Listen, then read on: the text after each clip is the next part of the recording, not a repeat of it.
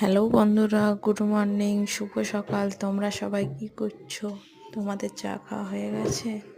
আমারও চা খাওয়া হয়ে গেছে, দিয়ে বিছানা বাগাচ্ছি। আমার ভিডিওটা তোমরা প্লিজ দেখো, লাইক কমেন্ট শেয়ার করো।